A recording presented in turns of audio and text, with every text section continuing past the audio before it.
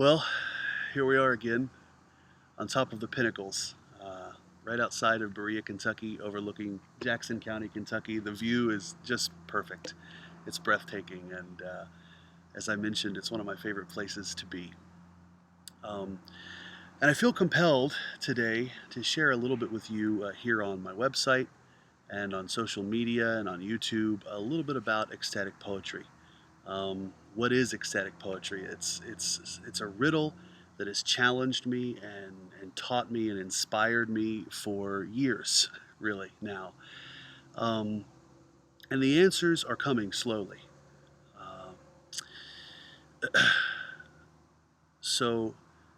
Uh, some time ago, a group of poet friends and I, who have been inspired all of our lives by ecstatic poetry, the ecstatic poetry of the masters like Rumi and Hafiz, sat down and we talked for days and we processed for hours and hours about ecstatic poetry. What are the common threads of ecstatic poetry? What sets ecstatic poetry aside from other types of poetry?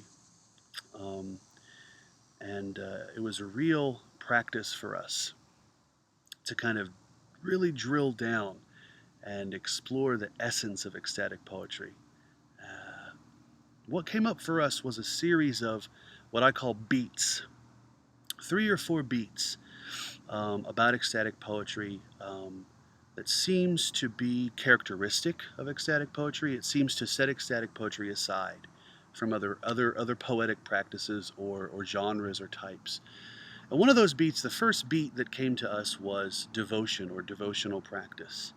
Ecstatic poetry really seems to be practice oriented. The masters, the kind of original people who were writing ecstatic poetry themselves were spiritual masters. Rumi and Hafiz were Sufi masters. Um, so we ourselves, and I myself, spiritual practitioners, I'm a Buddhist practitioner and teacher. It made sense that ecstatic poetry would have a practice oriented aspect to it. But that wasn't the whole story. There was more. There was something about ecstatic poetry we agreed on, we sensed in our hearts that connected us. And what did it connect us to? Did it connect us to God, to the divine? Well, if you search the words of some ancient ecstatic poetry, you'll definitely hear words like God, beloved, and divine. But in our mission statement, in our definition, we wanted to steer clear of tricky words like that. Um, so we decided to use the word essence, our essence. And up here, out in nature in the pinnacles, is a good place for me to feel my essence. It feels like writing a poem. Um, and then there was one more piece, one more beat, and that beat was longing. And oh, longing is, for me, perhaps one of the deepest of them all. Where does longing come from? What is longing at all? Um, Once, not too long ago, a student, when we were talking about ecstatic poetry, said that when she sat to write a poem, it felt like her breast was engorged, and she had to feed a child, as if she was a nursing mother who felt in her body that she just had to feed her child. It was time. Um, that was an expression of longing, and when I heard that, I was like, that's the ticket. It was beautiful. So all of these elements came together, a practice of some kind, almost like a spiritual practice. Um, the longing to express ourselves, the longing for something. And we've decided that the longing is for a connection with essence. And of course, we could call it God, with the divine, with God in us.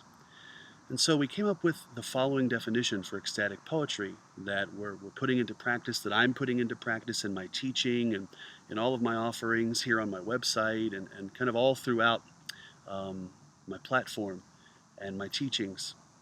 And that definition is this: ecstatic poetry is a devotional practice that seeks to connect both poet and reader to their innate longing for their essence.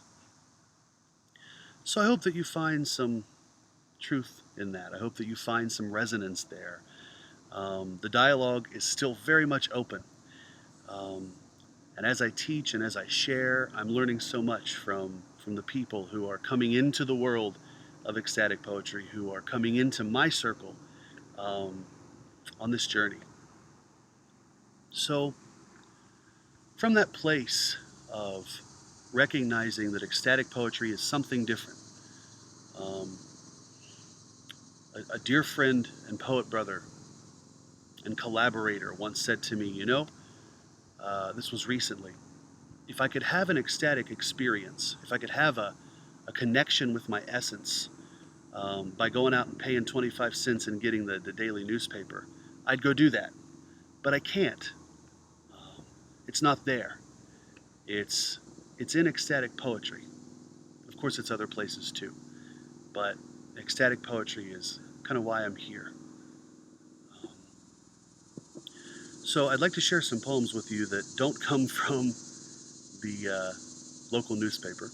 There's some poems that come from my essence.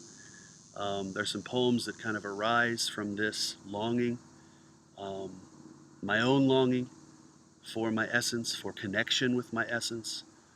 Um, and I hope you'll hear those beats uh, of ecstatic poetry from that big mission statement as I share with you what I consider to be some ecstatic poetry here today.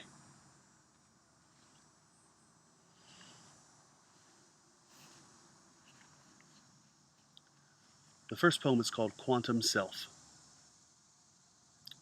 Both of these poems come from my new upcoming book, From the Back of a Thirsty Camel. What is a thought that is more meta than meta? And when it comes, from where does it arise? Let me propose a word to you. Quantum. Quantum beyond meta-ness is 1,000 atomic tongues breathing heart words into your ear, so that the self beyond the self, existing 3 folds away from the one you call me, speaks. What then do we hear?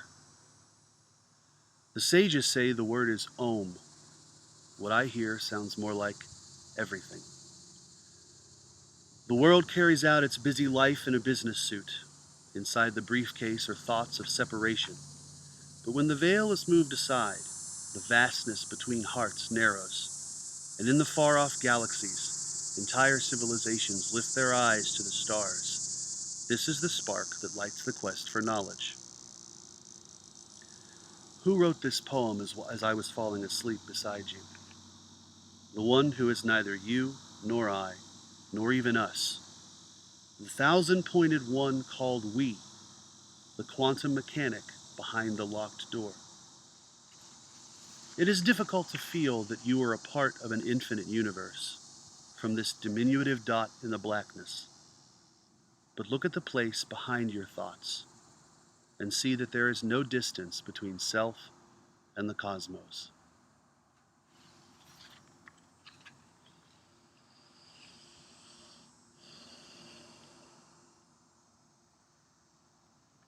That poem comes from a section in my new book called Quantum Self. And it's an exploration of the universe, the most recent miracles um, of our modern science, and of spirit, kind of how all of these come together. The last poem I'll read is a poem called Pilgrim's Hymn. And I'd share it with you with a little reminder that ecstatic poetry is not without its fire. It's certainly not without its longing for love and its explorations of love, the mystery of love, the beauty of love. This is Pilgrim's Hymn, and it's definitely about love.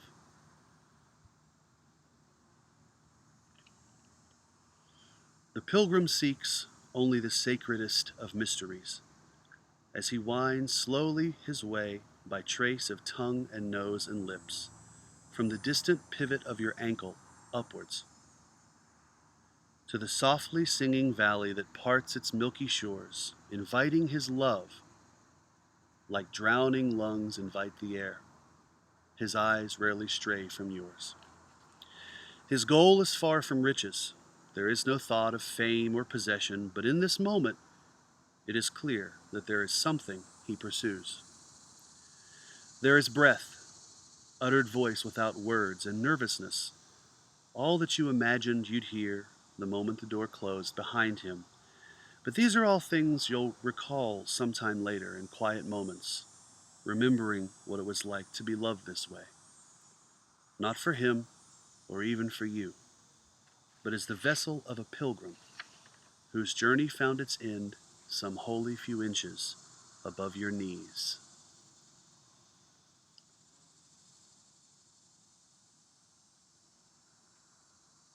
Thank you so much for joining me up here today in the sun, on the earth, and for hearing some humble perspectives about what ecstatic poetry might be. The journey's far from over, I can say that for sure, and I thank you for being a part of it with me.